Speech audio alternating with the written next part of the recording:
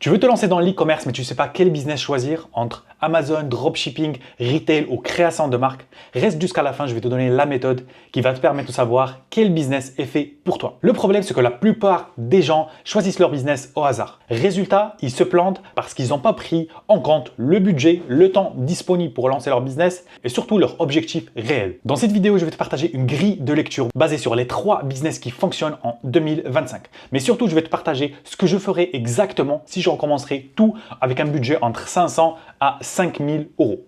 Tout ça, on va l'accompagner avec des cas réels, des gens qu'on a accompagnés, des entrepreneurs qui ont pu réussir dans leur projet. Et comme vous avez bien l'habitude, je vais parler en pleine transparence. Je vais vous dire ce qui se passe aujourd'hui, que ce soit sur du e-commerce, que ce soit du Amazon. Comme ça va vous permettre de choisir le bon business qui va vous correspondre. Maintenant, on passe directement au vif du sujet. Alors maintenant, on va travailler ensemble cette grille qui va nous permettre de voir le budget qu'il nous faut, le temps requis, la difficulté, les résultats attendus et surtout la scalabilité. Bien sûr, c'est très important de se focaliser sur un business qui va vous rapporter du résultat. Mais pour se lancer, il faut savoir combien de temps il nous faut, combien de budget il me faut, parce que si vous vous trompez là-dessus, vous allez perdre votre temps, votre argent et surtout, vous n'aurez pas de résultat. Bien sûr, la scalabilité, il y a des business qu'on peut atteindre les 10 000 euros et ce serait difficile d'atteindre les 100 000 euros. C'est pour ça, c'est très important de savoir tout de A à Z et comprendre, avoir une certaine vision qui va vous permettre de progresser petit à petit. On va le faire ensemble, comme ça je vais vous expliquer le pourquoi du comment. Alors on va commencer, première chose, 4000 euros, c'est beaucoup plus un budget de dropshipping. Pourquoi? Tout simplement parce que quand on se lance sur le dropshipping, il faut lancer son produit avec de la pub. La pub est organique. Organique, ça veut dire sans publicité. La publicité, c'est Meta, TikTok, Google Ads, YouTube Ads. Il y a plein de moyens aujourd'hui pour faire du Ads. Mais votre budget, il va être focalisé sur de l'Ads pour lancer plusieurs produits, voire 4, 5, 6 produits, voir est-ce que les produits ils sont rentables ou pas, voire refaire votre marketing potentiellement. Et tout ça, c'est un travail qui va demander de l'argent, du budget. Surtout qu'aujourd'hui, le système, tout ce qui est e-commerce, il y a de la concurrence. Du coup, toute la publicité, elle coûte un peu plus cher. Surtout quand vous voulez vous lancer, vous n'aurez pas cette expertise de gérer votre méta, gérer votre publicité. Vous n'allez pas prendre aussi des agences qui gèrent pour vous votre publicité. Du coup, vous allez commencer à faire les choses à votre manière et vous allez perdre pas mal d'argent. Et la publicité aujourd'hui sur Meta par exemple, si vous n'avez pas 4 000, 5 000 euros, ça sert absolument à rien de se lancer sur ce business parce que ça demande du budget. Deuxième palier, on peut dire 1000 euros. 1000 euros, ça va être beaucoup plus sur du retail online arbitrage. Le retail, c'est acheter ou revendre des produits.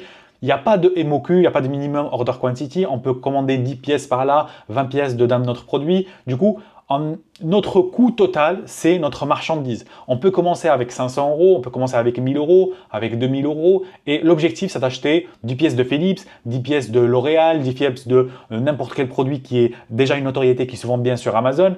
Du coup, pas besoin de grosses sommes pour se lancer sur le retail online arbitrage.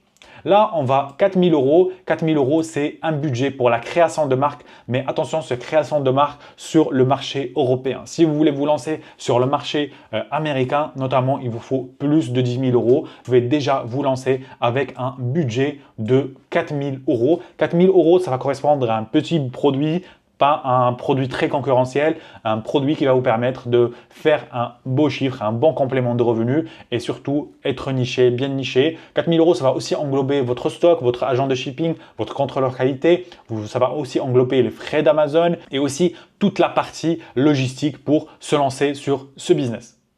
Du coup, là, on a 4000, 1000, 4000 euros. Maintenant, on va passer au temps requis. Combien d'heures je dois consacrer par jour pour avoir du résultat? Ok, bien sûr, de plus en plus, vous allez en passer, de plus en plus, vous aurez des beaux résultats. Requis, je vais partir sur 2 heures par jour. Je vais mettre beaucoup plus la création de marque. Création de marque, le temps qu'il vous faut aujourd'hui, c'est le temps de recherche produit. C'est de contacter vos fournisseurs qui vont être notamment en Chine et ça ne va pas vous demander énormément de temps parce que dès que vous trouvez votre produit, le jeu il est fini. Vous avez déjà passé commande, il est en train de travailler, vous pouvez juste passer 2 heures par jour à mettre en place la fiche produit, à mettre en place toute la partie par exemple PPC, travailler un peu plus votre texte, votre copywriting, votre SEO. Et sinon, si vous n'avez pas encore trouvé vos produits, vous passez votre temps à rechercher un produit. Si vous faites 2 heures par jour, vous pouvez progresser. Bien sûr, il faut bien élaborer, aussi prendre en compte que notamment on va travailler avec des usines en Chine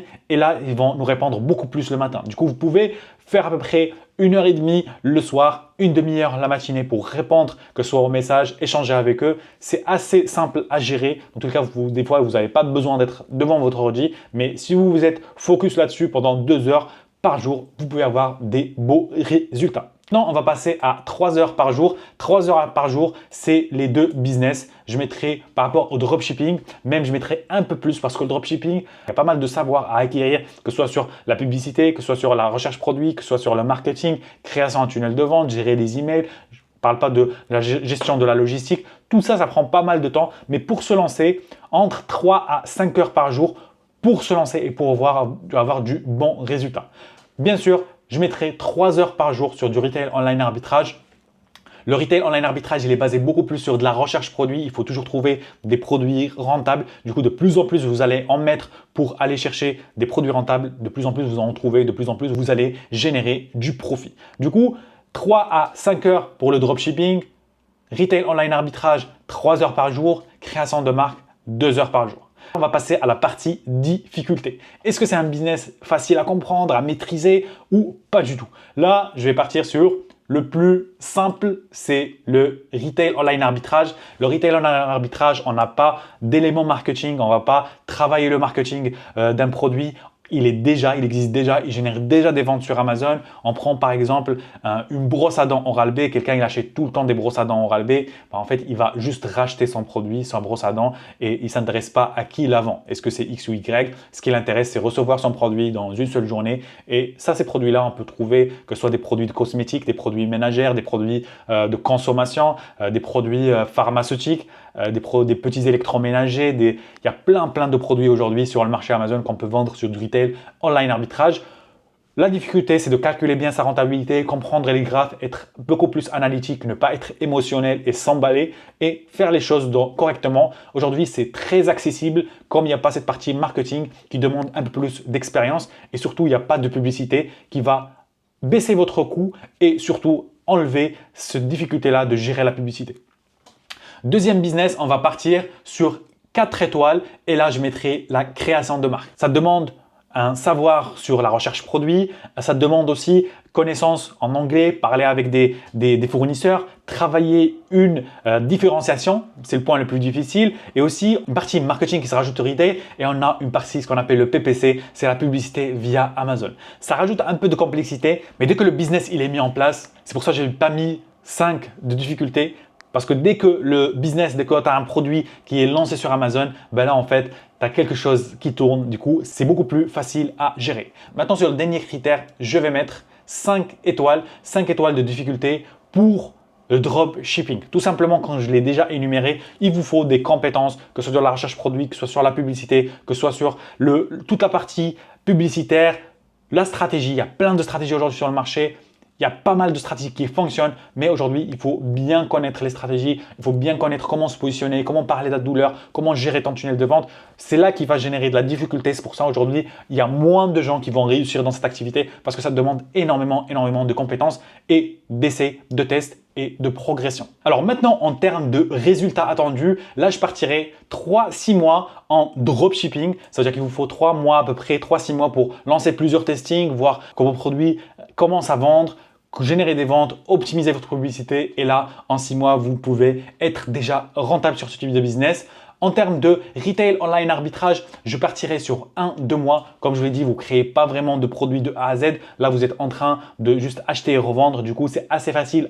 Dès que vous trouvez le produit, vous le mettez sur Amazon, vous commencez déjà à générer. Si vous prenez votre temps, c'est 2 mois. Si vous êtes assez rapide, dès le premier mois, vous commencez déjà à générer du chiffre sur Amazon.